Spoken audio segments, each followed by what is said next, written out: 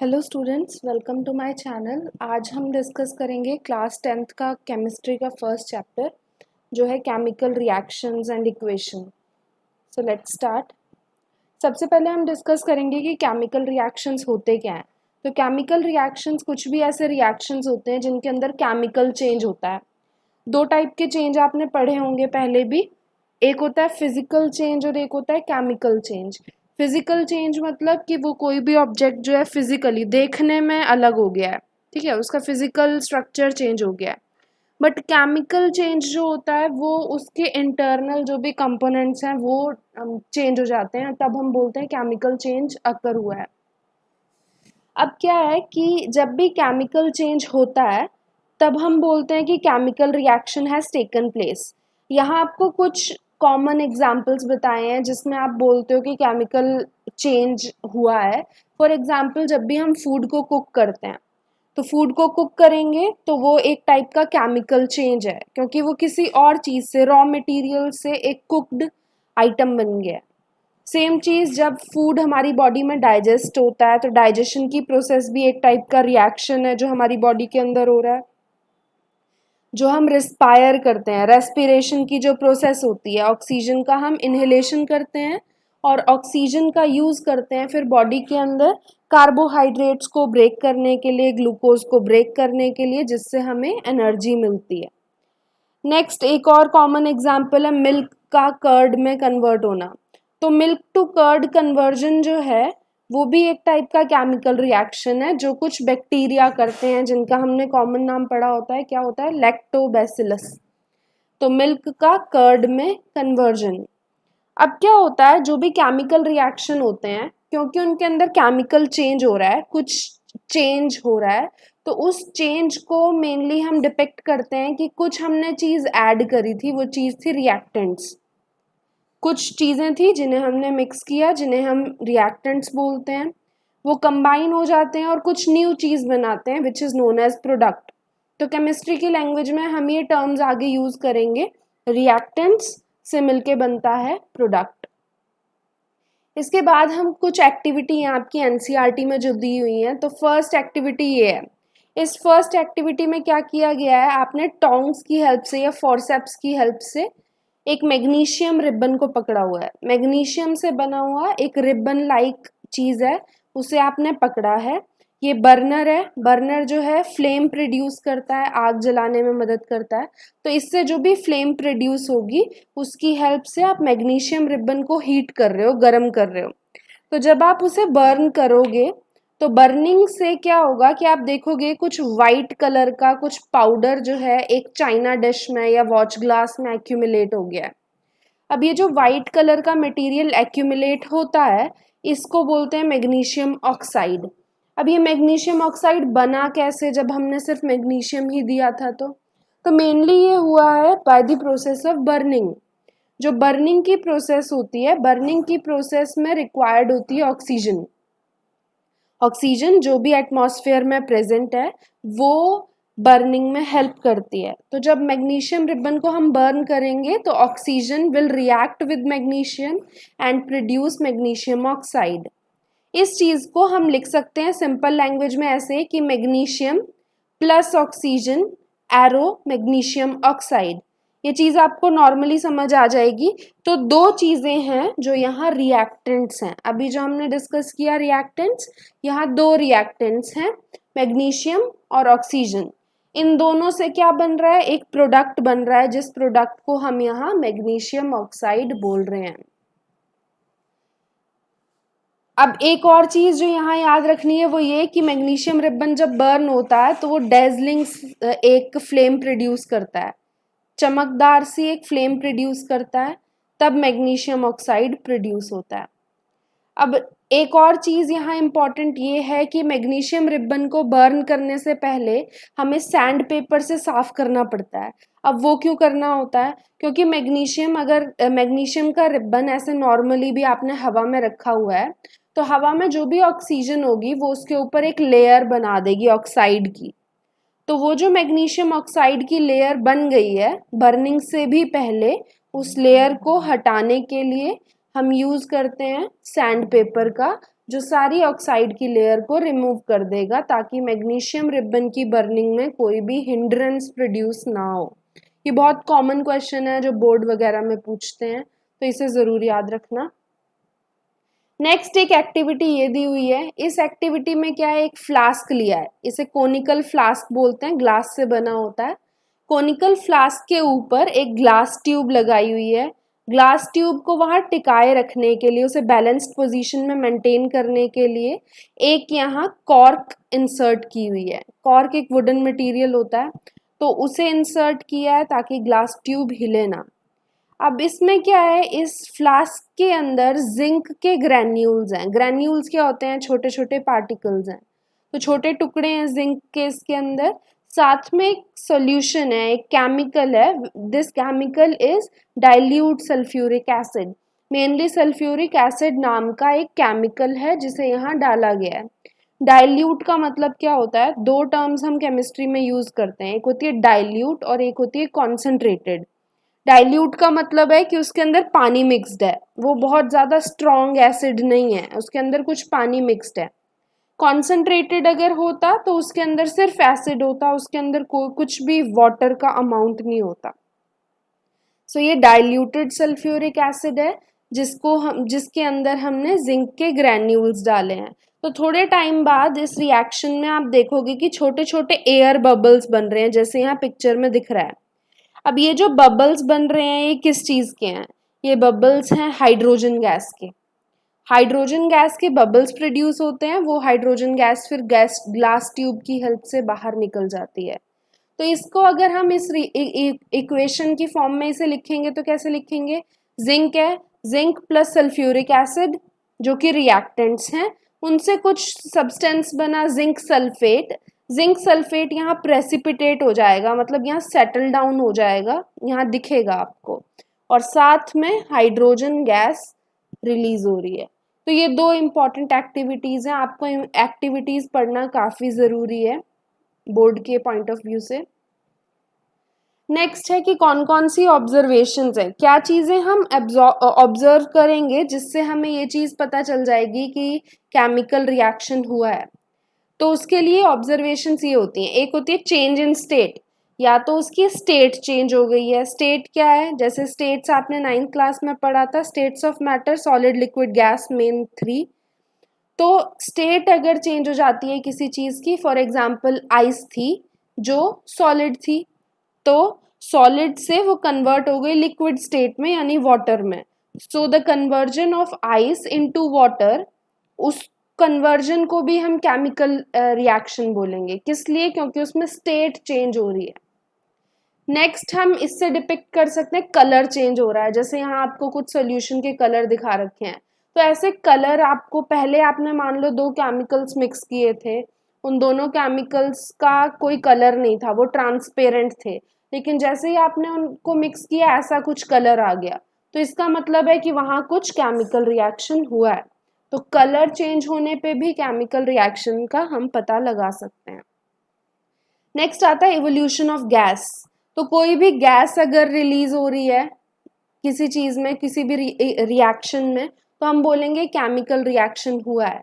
For example अभी पीछे हमने पढ़ा, जिंक ग्रैन्यूल्स को जब डाइल्यूट सल्फ्यूरिक एसिड में डाला तो हाइड्रोजन गैस प्रोड्यूस हुई। तो गैस भी अगर इवॉल्व होगी दो चीज़ों को मिक्स करने पे, तो मतलब केमिकल रिएक्शन हुआ है। नेक्स्ट क्या है, ये है चेंज इन टेम्परेचर। अब क्या होता है कि जब भी हम दो केमिकल्स को मिक्स करते हैं, या तो उनकी मिक्सिंग से वो जार या जो भी कोनिकल फ्लास्क है वो गर्म हो जाता है या ठंडा हो जाता है। तो ये दो प्रोसेसेस यानी चेंज इन टेम्परेचर जो हो रहा है, इससे भी हमें ये पता चलता है कि केमिकल रिएक्शन हुआ है। फॉर एग्जाम्पल अभी एक्टिविटी 2 में जो हमने पढ़ा उसमें क्या था कि जिंक ग्रैन्यूल्स को हमने डाइल्यूट सल्फ्यूरिक एसिड के अंदर डाला था। उस टाइम क्या होगा कि आप थोड़ी देर बाद देखोगे कि फ्लास्क गर्म हो रहा है। गर्म किस लिए हो रहा है, क्योंकि वहाँ हीट प्रोड्यूस हो रही है, टेम्परेचर चेंज हो रहा है। तो इन सब ऑब्जर्वेशन से आप पता लगा सकते हो कि केमिकल रिएक्शन हुआ है या नहीं हुआ है। नेक्स्ट केमिकल इक्वेशन क्या होती हैं? तो केमिकल रिएक्शन को हम शॉर्ट फॉर्म में लिखते हैं, जैसे अभी हमने पढ़ा था, जैसे मैग्नीशियम प्लस ऑक्सीजन, उससे बना मैग्नीशियम ऑक्साइड। अब इतना बड़ा लिखने का टाइम नहीं होता साइंटिस्ट के पास, तो उन्होंने क्या चीज़ डिस्कवर करी, उन्होंने बोला कि हम इस पूरी केमिकल रिएक्शन को और शॉर्ट फॉर्म में लिखेंगे। ये पहले से ही शॉर्ट है लेकिन इसको और शॉर्ट फॉर्म में लिखेंगे, तो वो शॉर्ट फॉर्म जो होती है उसे बोलते हैं chemical equation. For example magnesium को का सिंबल होता है Mg, तो magnesium plus oxygen, that oxygen is denoted by O2, उन दोनों के कॉम्बिनेशन से मैग्नीशियम ऑक्साइड बना जिसका फॉर्मूला होता है MgO। अब ये चीज आपने 9th में भी पढ़ी होगी, सिंबल्स में जरूर याद रखना।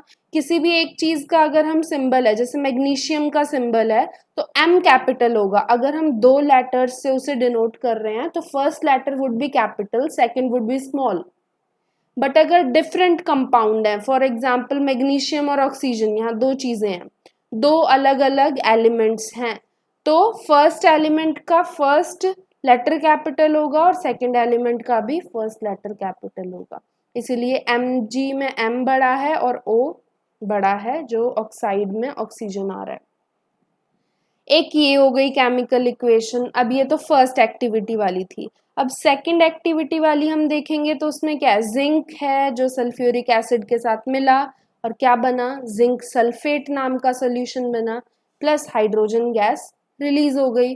तो इसे भी शॉर्ट में लिख सकते हैं, जिंक का फॉर्मूला होता है Zn, सल्फ्यूरिक एसिड को लिखते हैं H2SO4, यहाँ देखोगे H is for hydrogen, S is for sulphur, O is for oxygen, तो 3 डिफरेंट एलिमेंट से बना, इसीलिए तीनों जो है कैपिटल लेटर में लिखे गए हैं। इनसे क्या चीज बनी, जिंक सल्फेट बना जिसे हम ZnSO4 लिखते हैं, प्लस हाइड्रोजन यानी H2 रिलीज हो गई। तो ये और शॉर्ट फॉर्म में हम इसे लिख रहे हैं, इन्हीं को केमिकल इक्वेशंस बोलते हैं। अब केमिकल इक्वेशंस के भी कुछ नाम होते हैं, जैसे केमिकल इक्वेशन, इस टाइप की केमिकल इक्वेशन को बोलते हैं स्केलेटल केमिकल इक्वेशन, क्योंकि क्या है कि ये बैलेंस्ड नहीं है। बैलेंस्ड का मतलब क्या होता है कि जो भी एलिमेंट्स हैं, ये एलिमेंट्स के आगे कुछ नंबर लिखा होता है, अगर वो नंबर यहाँ नहीं लिखा है तो मतलब ये बैलेंस्ड नहीं है, तो ये स्केलेटल केमिकल इक्वेशंस हैं।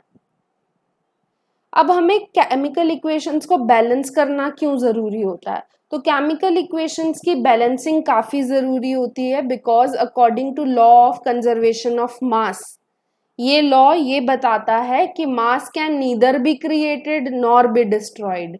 तो यानी जो भी रिएक्टेंट्स के एलिमेंट्स का टोटल मास होगा वो प्रोडक्ट के एलिमेंट्स के टोटल मास के इक्वल होना चाहिए हमेशा। ये क्वेश्चन पूछा जाता है कि why do we balance chemical equations, so आप लिखोगे उसमें because according to law of conservation of mass the total mass of elements in the reactants should be equal to the total mass of elements in the products, इसीलिए हमें उसे balance करना ज़रूरी है। जैसे अगर अभी हमने ये जो 2 इक्वेशंस पढ़ी पीछे, इनमें आप देखोगे तो इनमें से कौन सी वाली बैलेंस्ड है, सेकंड वाली। कैसे बैलेंस्ड है कि हमने बोला एलिमेंट्स का टोटल मास या नंबर ऑफ एलिमेंट्स इक्वल होने चाहिए दोनों साइड पे।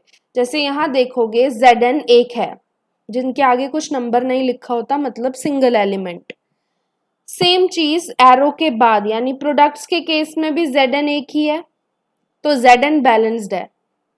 हाइड्रोजन की बात करोगे तो यहाँ हाइड्रोजन रिएक्टेंट्स में 2 हैं, 2 का मतलब H के साथ ये 2 है यानी 2 हाइड्रोजन है। सिमिलरली प्रोडक्ट्स में भी 2 हाइड्रोजन है। S कितना है, 1 है, ठीक है। SO4 एक साथ हम नहीं देख रहे हैं, किस लिए, क्योंकि ये 2 डिफरेंट एलिमेंट्स हैं, तो S यहाँ 1 है, S के आगे कोई नंबर नहीं लिखा है, ये 2 हाइड्रोजन का है, S का नहीं है, तो S यहाँ सिंगल है, यहाँ भी S सिंगल है।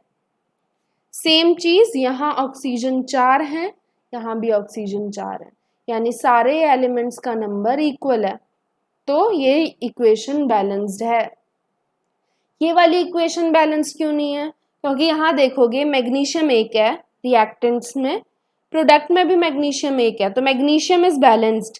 बट ऑक्सीजन की बात करें तो ऑक्सीजन रिएक्टेंट्स में 2 ऑक्सीजन के एटम्स हैं, लेकिन यहाँ पे अगर प्रोडक्ट्स में देखोगे तो सिंगल ऑक्सीजन है, तो ये बैलेंस्ड नहीं है। तो बैलेंसिंग करना काफ़ी ज़रूरी होता है। अब हम यही सीखेंगे कि बैलेंस करते कैसे हैं केमिकल इक्वेशंस को।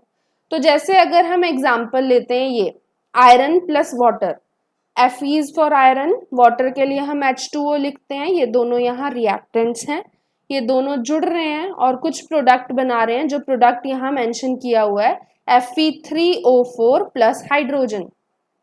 अब यहाँ आप देखोगे ये इक्वेशन बैलेंस है या नहीं है। तो आयरन जो है रिएक्टेंट्स वाली साइड सिंगल एटम है और प्रोडक्ट्स वाली साइड पे 3 आयरन है, तो यहीं से पता चल गया ये अनबैलेंस्ड है। आगे अगर और देखोगे तो हाइड्रोजन 2 है रिएक्टेंट्स में, यहाँ भी 2 है, hydrogen is balanced, but oxygen reactants में 1 है और प्रोडक्ट में 4 है, यानी आयरन और ऑक्सीजन यहाँ बैलेंस्ड नहीं है। तो इनकी बैलेंसिंग करते कैसे हैं, मेन इस चैप्टर से जो क्वेश्चंस आते हैं वो केमिकल इक्वेशंस को बैलेंस करने पे ही आते हैं, तो ये काफ़ी इंपॉर्टेंट टॉपिक है। तो सबसे पहले क्या करते हैं, फर्स्ट स्टेप जो होता है वो होता है कि आप एक टेबल बनाओ, ठीक है। उस टेबल में जब आपको ये अच्छे से प्रोसेस आ जाएगी, उसके बाद आपको टेबल बनाने की भी ज़रूरत नहीं होती, डायरेक्टली आप इक्वेशन में नंबर ऐड कर देते हो। बट क्योंकि अभी आप सीख रहे हो तो आपको ये चीज़ देखनी पड़ेगी, आपको सबसे पहले टेबल बनाना पड़ेगा। उस टेबल में सबसे फर्स्ट कॉलम होता है एलिमेंट का नाम, कौन कौन से एलिमेंट्स आपको इक्वेशन में दिख रहे हैं। तो एक दिख रहा है आयरन, तो हम Fe लिख लेंगे, एक दिख रहा है हाइड्रोजन तो H लिख लेंगे, और एक है O यानी O लिख देंगे, ऑक्सीजन। सारी जगह प्रोडक्ट और रिएक्टेंट्स में सेम एलिमेंट्स होते हैं, तो इन्हें लिख लेंगे। 3 एलिमेंट्स हैं जिनसे ये पूरी केमिकल इक्वेशन बनी है। अब दूसरा कॉलम जो होता है, दूसरे कॉलम में हम नंबर ऑफ एटम्स लिखते हैं, कितने एटम्स हैं रिएक्टेंट्स वाली साइड उस पर्टिकुलर एलिमेंट के, और कितने एटम्स हैं उसके प्रोडक्ट्स वाली साइड, यानी LHS और RHS में कितने कितने एटम्स हैं। अब यहाँ इस इक्वेशन में देखो, आयरन अगर रिएक्टेंट्स की बात करें तो उसमें कितने आयरन के एटम्स हैं, 1, तो हम यहाँ लिखेंगे 1। बट प्रोडक्ट में देखेंगे तो 3 एटम्स हैं, तो यहाँ लिखेंगे 3। होपफुली आपको ये समझ आ रहा हो। नेक्स्ट है हाइड्रोजन, तो हाइड्रोजन के एटम्स रिएक्टेंट्स वाली साइड कितने हैं, 2 हैं, यहाँ देख सकते हो आप 2 हाइड्रोजन है। लेकिन प्रोडक्ट्स वाली साइड पे हाइड्रोजन देखोगे वहां भी 2 हैं, तो यहाँ 2 2 हम दोनों जगह लिख देंगे। ऑक्सीजन की बात करें तो ऑक्सीजन के नंबर ऑफ एटम्स रिएक्टेंट्स वाली साइड 1 है। अभी बताया ये 2 हाइड्रोजन का होगा, ऑक्सीजन का नहीं, तो ऑक्सीजन यहाँ 1 है, तो यहाँ 1 लिखेंगे। ऑक्सीजन अगर प्रोडक्ट्स में देखेंगे तो उसके 4 एटम्स हैं, तो ऑक्सीजन के साथ ये 4 है, तो 4 एटम्स हैं प्रोडक्ट में ऑक्सीजन के। अब हमने ये टेबल बना ली, ऐसे ही टेबल पूरी केमिकल रिएक्शन के हर एक एलिमेंट के लिए बनाई जाती है। यहाँ क्योंकि 3 ही एलिमेंट हैं तो सिर्फ 3 की ही ये टेबल बनी है। ये था स्टेप 1। अब नेक्स्ट आता है स्टेप 2। स्टेप 2 में क्या होता है, हम एक और टेबल बनाते हैं। उस टेबल में हम क्या लिखते हैं, वो वाला एटम, उस एटम से हम स्टार्ट करते हैं जिसके, उस एलिमेंट से हम स्टार्ट करते हैं जिसके एटम सबसे ज़्यादा नंबर में है। तो अभी पीछे वाली स्लाइड में जाते हैं, तो हमने यहाँ क्या देखा, सबसे ज़्यादा नंबर ऑफ एटम्स किस में है, यहाँ देख सकते हो 4 ऑक्सीजन में। तो हम किससे स्टार्ट करेंगे बैलेंसिंग, ऑक्सीजन से। तो एक होगा एटम्स ऑफ ऑक्सीजन, ठीक है, रिएक्टेंट्स में कितने एटम है और प्रोडक्ट में कितने एटम है, जैसे पीछे वाले टेबल में बनाया था वैसे ही। तो सबसे पहले हम लिखेंगे इनिशियली कितने थे और बैलेंसिंग के लिए कितने चाहिए। तो इनिशियली अगर हम देखें तो number of atoms of oxygen in the reactants is 1। यहाँ देख रहे हो एक ही ऑक्सीजन है, ठीक है, और वो कहाँ है, वाटर में है, तो इसीलिए यहाँ मेंशन किया हुआ है इन H2O। प्रोडक्ट्स वाली साइड अगर आप देखोगे तो नंबर ऑफ ऑक्सीजन के एटम 4 हैं, ठीक है, तो 4 लिखेंगे, कहाँ प्रेजेंट है, Fe3O4 में। ये समझाने के लिए लिखा है, ये सब आप ब्रैकेट वाली चीज मेंशन ना भी करो तो भी चलेगा, आपको समझ आना चाहिए बस। अब नेक्स्ट क्या है, बैलेंस करने के लिए कितने चाहिए, तो ऑक्सीजन के एटम अभी 1 है रिएक्टेंट में और प्रोडक्ट में 4 हैं, तो बैलेंस हमें किसे करना होगा, छोटी चीज को, यानी अगर रिएक्टेंट्स वाले ऑक्सीजन के एटम्स को हम 4 से मल्टीप्लाई कर देते हैं तो रिएक्टेंट्स में भी ऑक्सीजन के एटम 4 हो जाएंगे और प्रोडक्ट में तो 4 हैं ही। ठीक है, तो हम मेनली मल्टीप्लाई किससे करते हैं, उस जगह पे रिएक्टेंट या प्रोडक्ट में से जिस जगह पे उस एलिमेंट के एटम्स कम है। तो यहाँ 1 था तो 1 को 4 से मल्टीप्लाई कर देंगे। तो हमें मेनली रिएक्टेंट्स के ऑक्सीजन का पूरा जो मॉलिक्यूल है, ऑक्सीजन के साथ जुड़ा हुआ पूरा जो मॉलिक्यूल है, वाटर मॉलिक्यूल, पूरे को 4 से मल्टीप्लाई कर देंगे।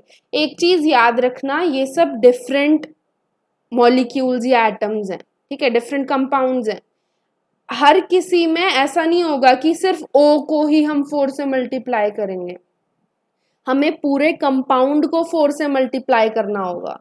और एक और चीज जो याद रखनी है वो ये कि इक्वेशन में पहले से ये जो नंबर दिया होता है हाइड्रोजन या किसी भी एलिमेंट के नीचे सबस्क्रिप्ट में, ये पहले से दिया होता है। बट अगर आपको ऐड करने हैं बैलेंसिंग के टाइम तो कभी भी हम नीचे नीचे ये नंबर ऐड नहीं करते, हमेशा हम आगे ऐड करते हैं और बड़ा लिखते हैं जैसे यहाँ लिखा हुआ है। तो वाटर के साथ 4 एटम्स, 4 से मल्टीप्लाई कर देंगे हम वाटर को, बाकी सब चीज़ें वैसी ही रहेंगी क्योंकि अभी हमने सिर्फ ऑक्सीजन को बैलेंस किया है। अब ऑक्सीजन बैलेंस हो गई कैसे, इस 4 की मल्टीप्लाई ऑक्सीजन से होगी तो 4O, 4 ऑक्सीजन यहाँ है, सेम चीज़ 4 ऑक्सीजन प्रोडक्ट में है तो ऑक्सीजन बैलेंस हो गई। बट अब आप देखोगे हाइड्रोजन, हाइड्रोजन का नंबर चेंज हो गया। इनिशियली हमने क्या देखा था कि 2 हाइड्रोजन थे रिएक्टेंट्स में और 2 ही प्रोडक्ट में थे।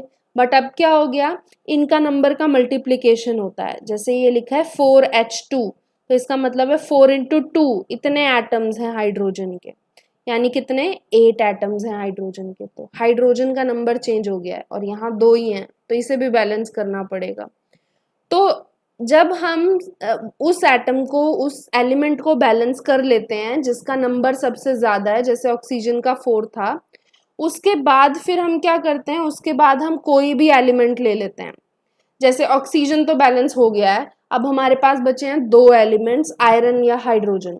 अब इनमें से हम किसी की भी बैलेंसिंग पहले कर सकते हैं, कोई ऐसे प्रायोरिटी बेसिस पे नहीं की जाती है।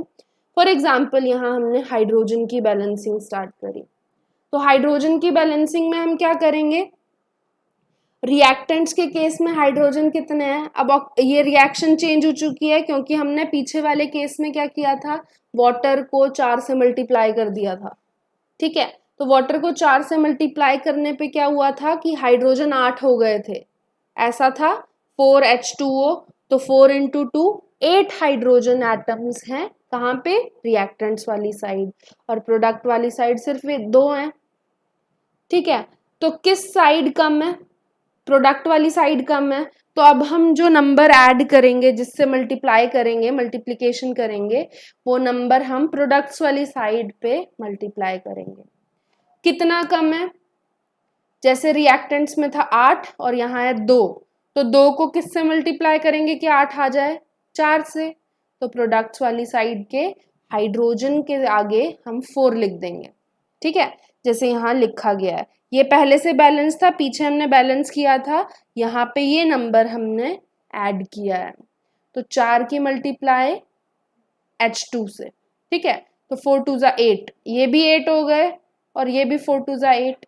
ठीक है, अब ऑक्सीजन भी बैलेंस हो गया, हाइड्रोजन भी बैलेंस हो गया। अब हमें बैलेंसिंग करनी है आयरन की। अब आयरन का अगर आप देखोगे तो यहाँ पे है 1, रिएक्टेंट्स वाली साइड है 1, बट प्रोडक्ट वाली साइड है 3। तो किसको मल्टीप्लाई करेंगे, रिएक्टेंट्स को मल्टीप्लाई करेंगे, किससे मल्टीप्लाई करेंगे, 3 से।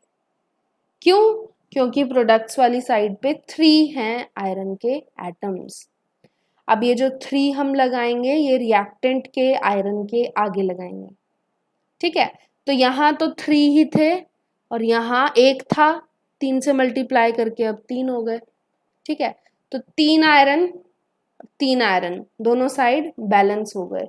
4 स्टेप की ये प्रोसेस थी बैलेंसिंग की। इनिशियल इक्वेशन हमारी क्या थी, Fe प्लस H2O, जिससे बना था Fe3O4 प्लस H2।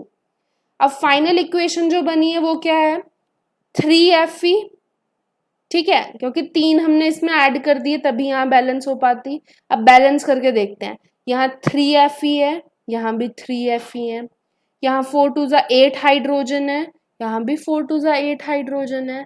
ऑक्सीजन कितने हैं, 4 × 1, तो 4 ऑक्सीजन है रिएक्टेंट्स वाली साइड और यहाँ भी 4 ऑक्सीजन है। तो एंड में जब भी बैलेंसिंग हम कर चुके होते हैं तो एंड में हमें सारे एटम्स को काउंट करके देखना होता है कि वो बैलेंस हुए हैं सभी या नहीं हुए हैं, ठीक है। तो ये हमारी बैलेंस्ड इक्वेशन है। ऐसे ही आपको क्वेश्चन पेपर में जो आता है वो एक कोई भी पर्टिकुलर अनबैलेंस्ड इक्वेशन दे देते हैं, उस अनबैलेंस्ड इक्वेशन को फिर हमें बैलेंस करना होता है और ऐसी इक्वेशन लिखनी होती है जो कि है बैलेंस्ड इक्वेशन। अब नेक्स्ट हम करेंगे कि जो भी ये केमिकल इक्वेशंस होती हैं इनको ज़्यादा इंफॉर्मेटिव बनाने के लिए, इनमें ज़्यादा इंफॉर्मेशन ऐड करने के लिए क्या करते हैं, तो उसके लिए हम कुछ सिंबल्स यूज करते हैं। जैसे ये सिंबल्स सारे स्मॉल लेटर में होते हैं और ब्रैकेट, राउंड ब्रैकेट में लिखे जाते हैं। जैसे कि अगर कोई भी आपका कंपाउंड या एलिमेंट जो है वो गैस है तो हम लिखेंगे सिंबल स्मॉल g, ठीक है। अगर वो लिक्विड है तो स्मॉल l लिखेंगे।